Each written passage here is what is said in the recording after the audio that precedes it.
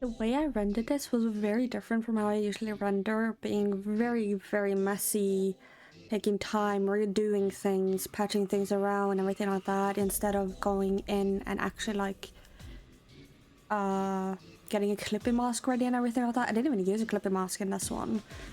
In this one I just kind of went with how I felt, the mood, and tried to emphasize everything as much as possible.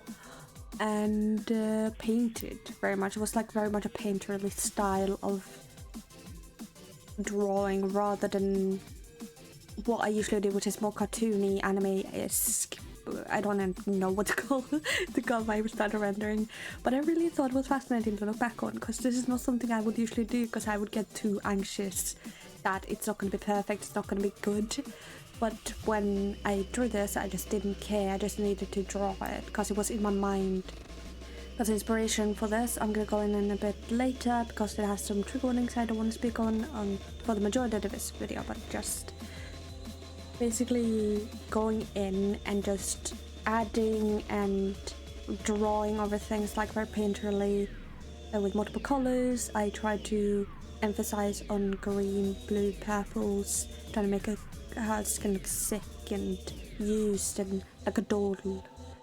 I don't know how much I was good at that because I'm still very new to this, so there's still a lot of things I could improve on, but I did really enjoy the outcome. I think it's the first time I've enjoyed the outcome of something like this, where the intent wasn't really clear until the end, and I was just kind of like going with the flow.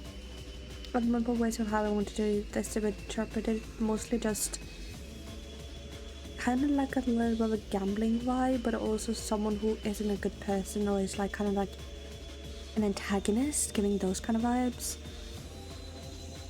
And I think it was the most fun process I've ever done, and probably a piece that I am very proud of, because I just let go of all of the worries of whether it would look good or not, and just went in looking at every single little mistake I thought I could do better and then fix it, rather than going in with a full plan of what I wanted and, you know, end up with what I usually do. And this wasn't even inspired by anything. This was inspired by pure emotion, and it's not something I usually do, but it was quite refreshing and I did really enjoy it. And it's a part of my canon, a part of the lore that I'm creating of this expanding story,